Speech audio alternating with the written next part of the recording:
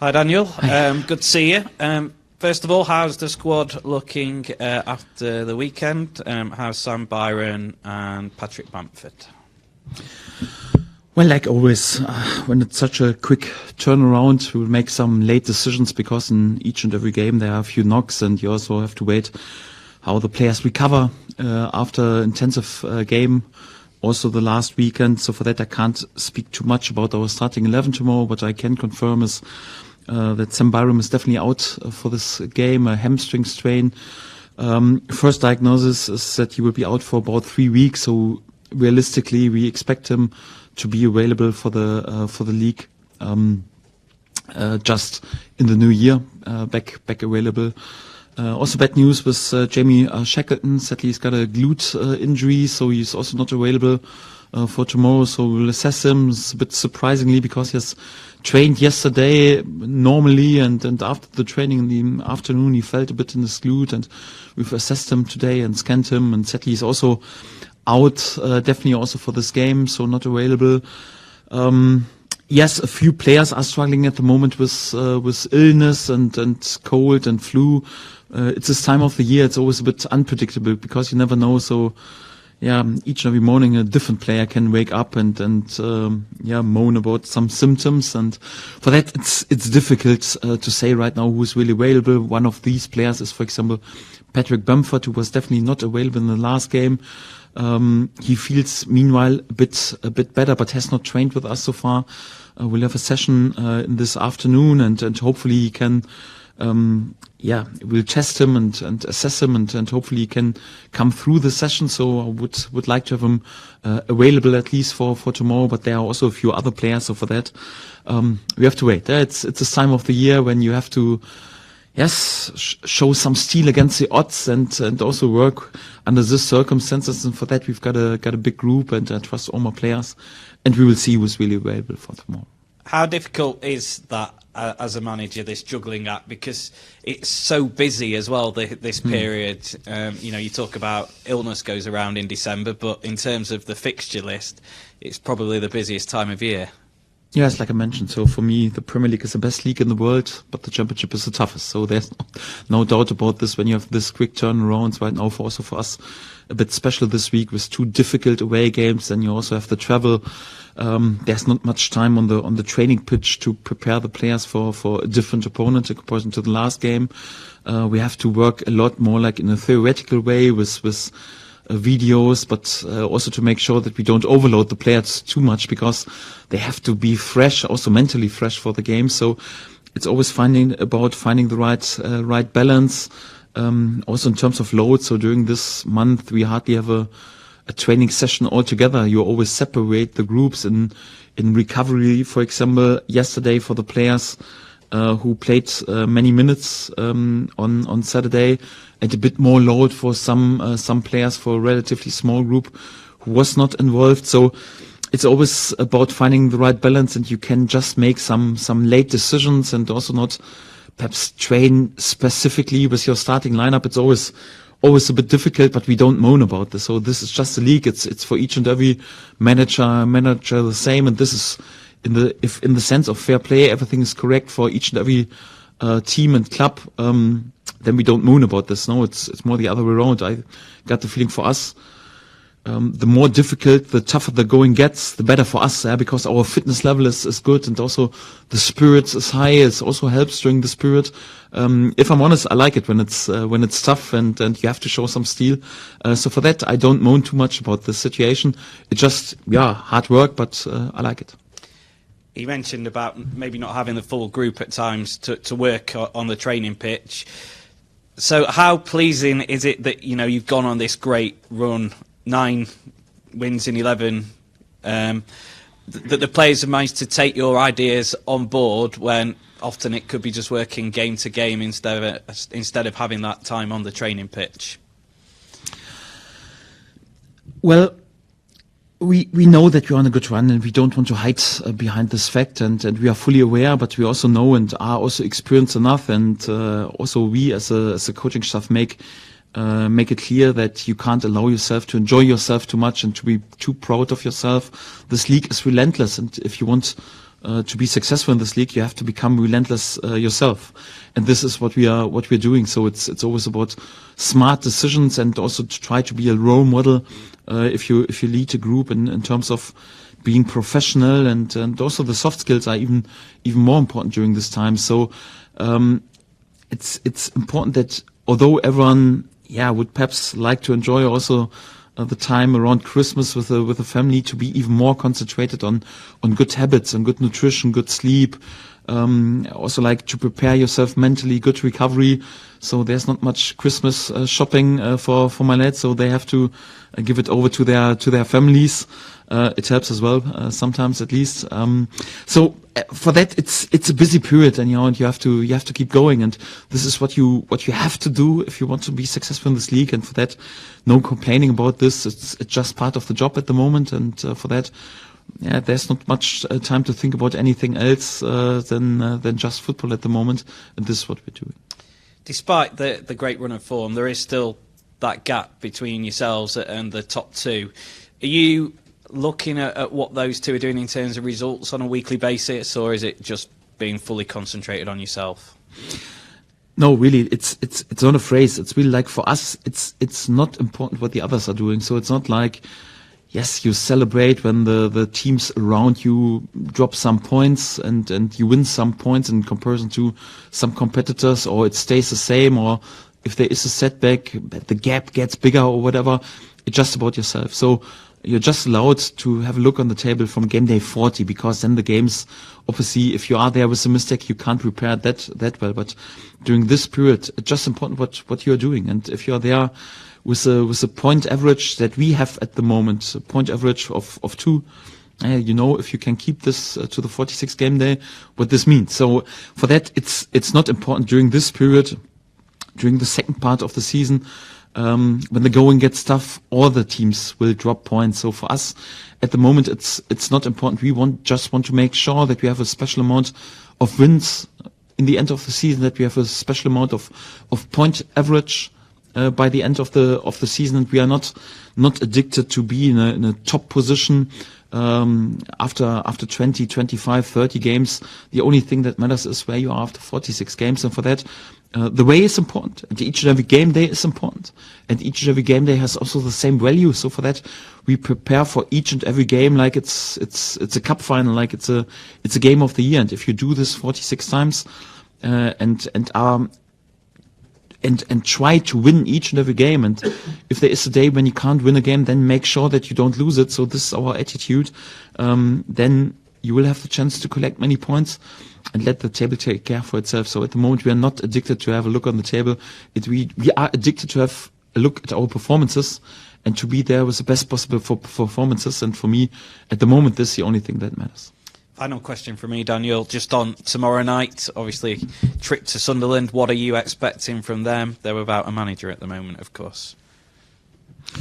Well, it tells you a lot about this club. They are sitting in the top 6, and although they're sitting in the top 6 just 1 week ago, they part way with a pretty experienced manager on this level with Tony Mowbray. It just tells you a lot about the expectations of this club and where they want to finish. So, and it means himself, if you have an away game against an opponent who is sitting in the top 6 and is still not happy with their position, then it's definitely one of the most difficult tasks in this league. We are fully aware, but we've also shown that we can be there also in away games with top performances and top results against the best opponents in this league. And for that, we travel like always with respect, but also fully convinced of our strength. And we expect a tight game, a competitive game again.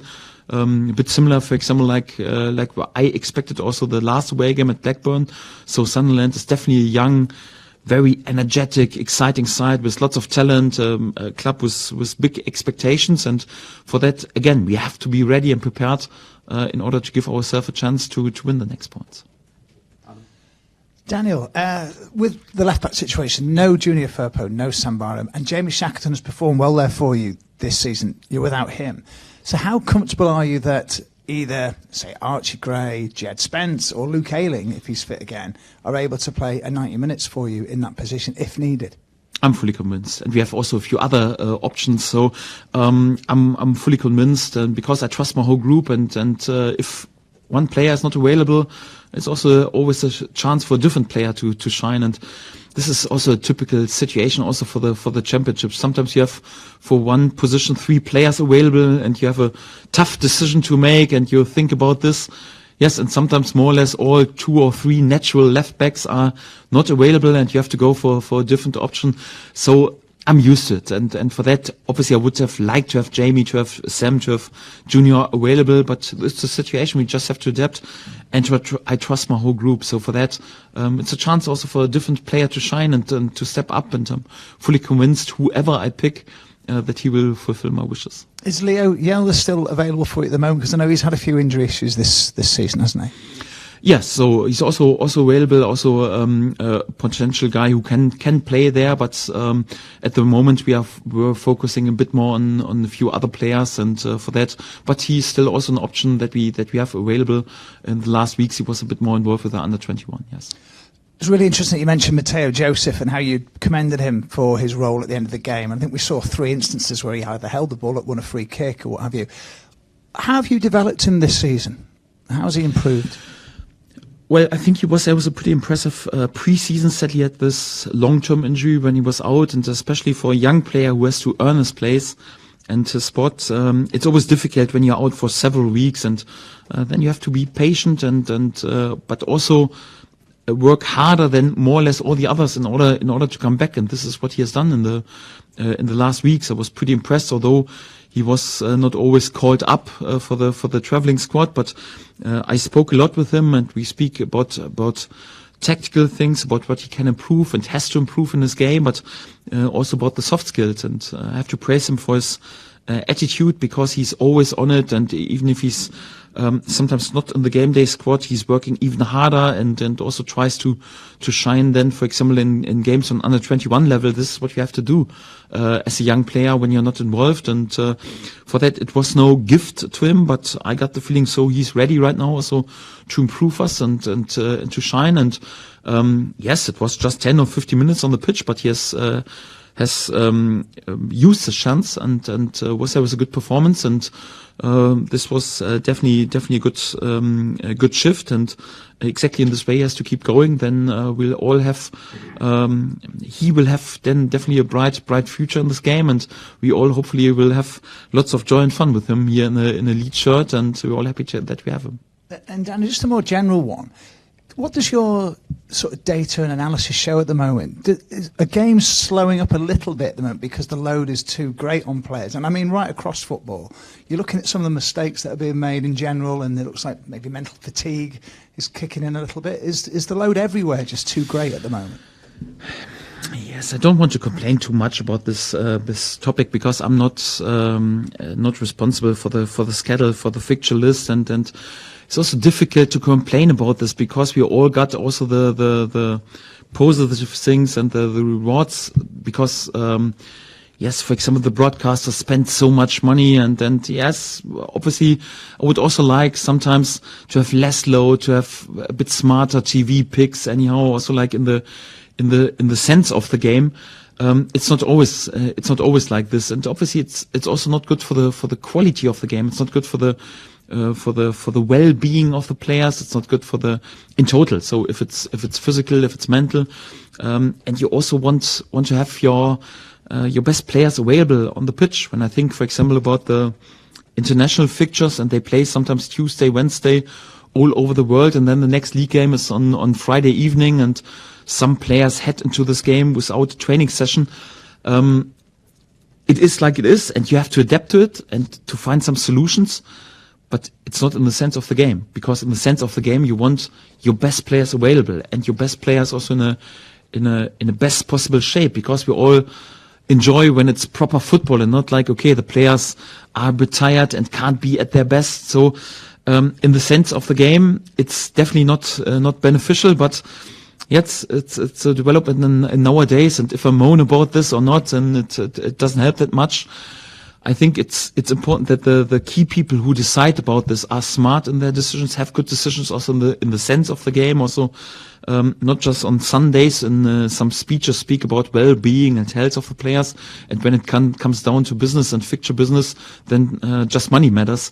So it's a development that I don't like, but again, so I'm also struggling a bit to complain about, just because all the players, all the staff members, managers, whatever the clubs, also have the positive things with more money in comparison to perhaps 2 decades ago. So we are all part of it. I would just wish that in the future, when we have a decision to make between the sense how this game should be played and money, and if it's 50-50, come on, let's have a bit more a look on the sense and why we play this game, and not too much on the money, because there's not enough money around in this game anyway.